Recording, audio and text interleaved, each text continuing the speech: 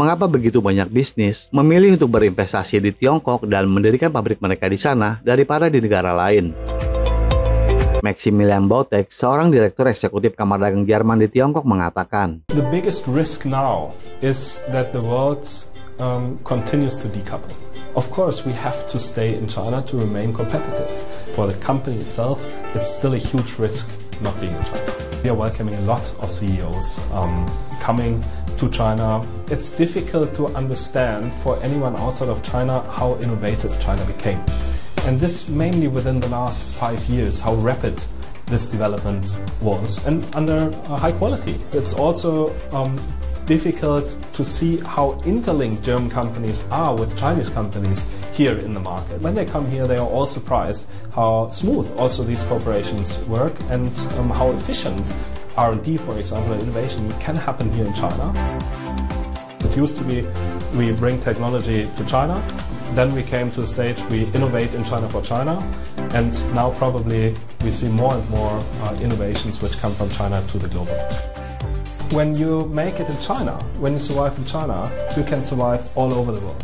China is changing so fast, it's more about are you willing to learn and to get involved with China well enough.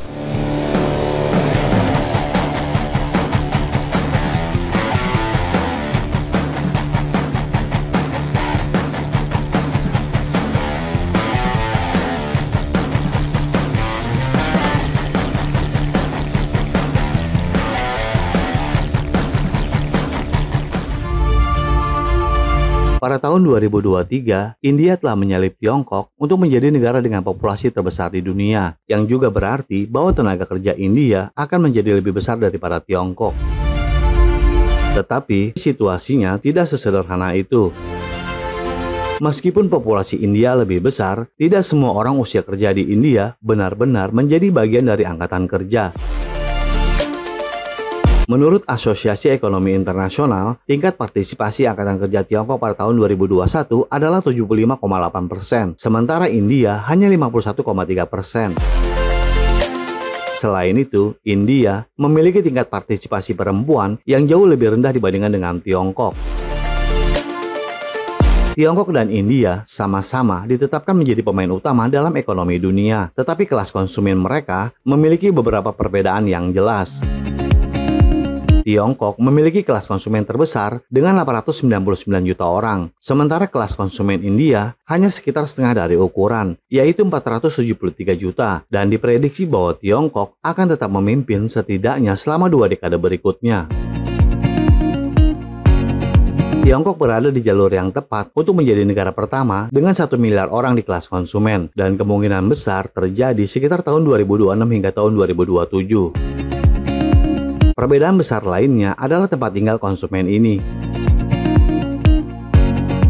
Di Tiongkok, 4 dari setiap 5 konsumen berada di kota-kota, dan sebagian besar kelas konsumen mereka berada di wilayah perkotaan. Sebaliknya, kelas konsumen India jauh lebih besar tersebar di pedesaan, dengan hanya sekitar setengahnya yang tinggal di daerah perkotaan.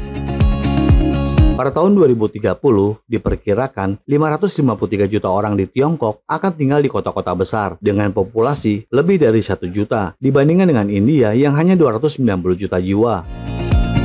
Hal ini menunjukkan bahwa meskipun kelas konsumen India tumbuh, akan lebih sulit untuk menjangkaunya daripada kelas konsumen di Tiongkok. Perbedaan ini membantu menjelaskan mengapa sebagian besar bisnis Amerika memilih untuk berinvestasi di Tiongkok daripada pasar berkembang lainnya seperti India. Sementara India sedang bangkit dan memiliki masa depan ekonomi yang menjanjikan, Tiongkok masih dipandang sebagai tempat terbaik untuk berbisnis. Baik Tiongkok maupun India diperkirakan akan menambah lebih dari setengah miliar konsumen baru. Masing-masing akan mencapai 55% dari total global dan sekitar 9 triliun dolar Amerika Serikat pengeluaran tahunan yang membentuk 40% dari total global. Ini adalah alasan mengapa begitu banyak orang optimis tentang masa depan Asia dan menyebut abad ini sebagai abad Asia. Well, I think China is a real interesting country, I have to say. The thing to appreciate about China is just that there's a lot of really smart, really hardworking people there, and they're going to do a lot of great things. this is sort of, independent of Chinese government policy. They're just going to do a lot of interesting things. The thing that will feel pretty strange is that the Chinese economy is going to be probably at least twice as big as the U.S. economy. Maybe 3 times, but at least twice. And that assumes a GDP per capita still less than the U.S. But since they have about 4 or 5 times the population, then it would only require getting to a GDP per capita of half the United States for their economy to be twice the size of ours. And as I'm sure people in this room know, the foundation of war is economics. And so if you have half the resources of the counterparty, then you better be real innovative. If you're not innovative, you're gonna lose. Seorang pebisnis global seperti Elon Musk meramalkan bahwa Tiongkok berada di jalur yang tepat untuk menyalip Amerika Serikat sebagai ekonomi terbesar di dunia. Ia bahkan menyebutkan bahwa PDB Tiongkok dapat menjadi setidaknya 2 kali lipat ukuran ekonomi Amerika Serikat, bahkan jika PDB per kapita mereka tetap lebih rendah. Alasannya sederhana, populasi Tiongkok sekitar 4 hingga 5 kali lebih besar daripada Amerika Serikat. Jadi, jika PDB per kapita Tiongkok mencapai hanya setengah dari apa yang dimiliki Amerika Serikat, ekonomi Tiongkok secara keseluruhan akan tetap 2 kali lebih besar. Faktor lain yang menarik bisnis ke Tiongkok daripada negara lain adalah tingkat keterampilan tenaga kerja di Tiongkok, sesuatu yang telah disoroti sebagai keuntungan utama oleh pebisnis global seperti CEO Apple Tim Cook. There's a confusion about China that, and let me at least give you my opinion. The popular conception is that companies come to China because of low labor cost. I'm not sure what part of China they go to, but the truth is China stopped being the low labor cost country many years ago. And that is not the reason to come to China from a supply point of view. The reason is because of the skill and the quantity of skill in one location and the type of skill it is. Like the products we do require really advanced tooling.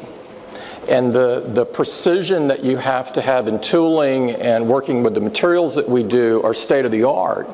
And the tooling skill is very deep here. You know, in the US you could have a meeting of tooling engineers and I'm not sure we could fill the room. In China you could fill multiple football fields. It's that vocational expertise is very deep. Very, very deep here. And I give the education system a lot of credit for continuing to push on that even when others were de-emphasizing vocational. Now I think many countries in the world have woke up and said, you know, this is a key thing and we've got to correct that. But China called that right from the beginning. Banyak orang yang mengira bahwa produk Apple dibuat di Tiongkok hanya karena tenaga kerja di sana murah. Tetapi itu hanya sebagian dari cerita dan itu menjadi bagian yang lebih kecil karena seiring peralihan mitra manufaktur Apple beralih ke lebih banyak otomatisasi.